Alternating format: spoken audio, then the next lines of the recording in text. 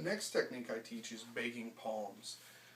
This is a double wrist grab. So we worked a one-hand grab, which was a dishonorable handshake, but is a similar concept, opponent arm extended, right? And a lot of these techniques, when you really break them down, yeah, it's a punch, or yeah, it's a grab, but at the same time, it's opponent at 12, arm extended, opponent at 3, arm extended. Once you get beyond the initial packaging that we give to beginners, and you start to see the geometry involved here, then the attacks are still important. I'm not saying that the attacks aren't. I'm saying that the physical geometry can be applied in a lot of different ways. Okay, but in this case, it's a double wrist grab.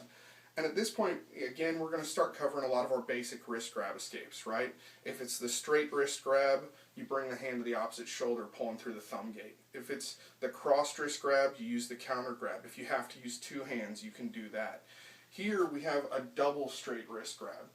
So the first thing we're going to do is step back and go to our double waiter's tray check position, right here. That's going to free our hands, or at least it's going to have our hands coming to the weakest point of his grip, the thumb gate. It might not pop them free. That's what the next move in this technique is for. So we step back here, and we're going to kick this guy in the groin as we pull our hands free. So we're kicking him away as we're recovering our hands. Okay? So we step back, kick. Now the way I was taught to do this technique, our feet come back together to a natural stance.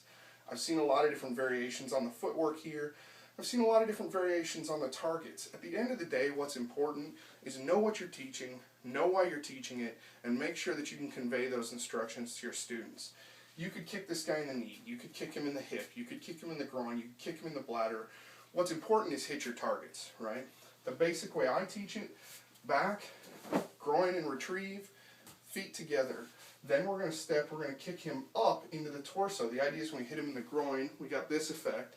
Now we're going to stand him back up. We call that rocking horse effect, right? Just like this. So we're back, retrieve our hands, kick him up, land in a neutral bow, and then pivot to a forward bow with our double horizontal palm strikes. We want to hit him right at the bottom of the lungs and compress the air out of his lungs from the bottom up. Take the wind out of him, right? Now from there, and we learn some of these techniques later, where we can grab the torso and manipulate from there. We can obviously move into some of our clinch positions. There's a billion different ways once we have that guy disabled to that degree. But the basic technique, back, kick and recover, kick, neutral bow to forward bow.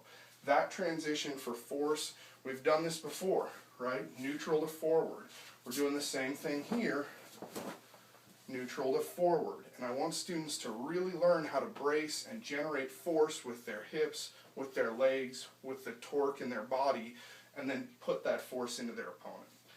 So again, the footwork, the reason I was taught, the justification for the footwork I was taught was that if we land down, we're too close to him to strike. So we land feet together, and that's really a defensive switch, so that we have the proper range we want for our follow-up strikes. At the end of the day, and I say this to students all the time when they say, should I move further in, should I be further back, what should I do with this footwork? What you need to do is if you're too close, get further away. If you're too far away, get closer, right? Especially with beginners. And we all did this when we were coming up. We get really, really focused on the trees, right? Oh, my instructor said one step. He said push drag. He said I should move 6 1/4 inches, right? But once you understand technique, spontaneous application is move however far forward or back you need to hit your targets, right? There's no hard and fast rule. Your opponent's going to react to your strikes. You may get that strike. It may not be a real hard strike to the groin, but it may cause him to shuffle back. Well, now if I want to hit him again, I have to get closer, right? So don't get hung up on, am I here, am I there? The answer is, go to the range you need to be effective with your weapons, right? So here, if I hit him and he goes flying back, I may need to really come through to get that second attack. If I hit him and I don't get much of a strike and he starts to move forward, I may need to back up to hit him with that second attack. Not important. It's important for the beginner to have a box to think inside of, but once they understand that, we need to get rid of that box and have them start thinking outside of it, right? So when we're doing the ideal phase technique, yes, feet together, step through, neutral, forward, and that's begging palms. But once they understand that and they start to see how they can apply this in a lot of different ways, we're going to do some other techniques through the system that use these two kicks in combination, right? We're going to do them as chicken kicks instead of solid state kicks. We're going to do kick combinations to different targets with different kicks. It's this idea of getting the legs involved, right? So throughout the whole yellow belt list, it was mostly hand stuff, right, that we were doing, and a couple of knee strikes. And there was the one front kick, right, for thrusting salute, or what I call striking the kick. Now we're starting to get more involved. Now we're starting to use more kick counters on our opponent. He's controlling our arms. Okay, boom, you can control my arms. I still got my legs, right? Now, one of the things that we talk about is we don't want to kick when we're connected to an opponent. Why are we doing it here? Well, because ideally, we've already started to free our hands. And if we haven't gotten them totally free, we're going to use that to free our hands. So we're not just going to let him hold on to us and go up on one foot. We don't want to do that because then we get pulled over, right? We're using that to get our hands free so that we can finish him. So that's important to remember and teach your students as well. So when we're doing this technique, there's a lot of things here that we're talking about moving in and out of range, about changing our targets, about rocking horse effect.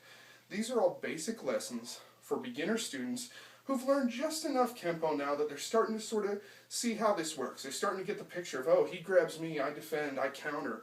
Now it becomes interactive. Now we're drilling it. Now we're moving around. Now we can start getting to more complex stuff. We can start talking about kick counters. We can start talking about changing ranges. We can start talking about switching your stances in the middle of a fight. We can start talking about grappling escapes and striking counters. And all those things that we needed to teach them real basic techniques first for them to understand something a little more complex that again is built off of lessons they learned earlier with the upper body, right? So again, these lessons are repeated again and again and again throughout the system, and they're going to be repeated in their sets, and they're going to be repeated in their forms, they're going to be repeated in their freestyle sparring techniques. And this is one of those first basic introductions to that concept. So begging palms, double wrist grabs, free the hands, kick counters, forward bow transitions for power. Those are the basics of that technique. Obviously there's a lot of things we can cover in there, but those are some of the important lessons I want students to get out of that. If you guys have any questions, let me know.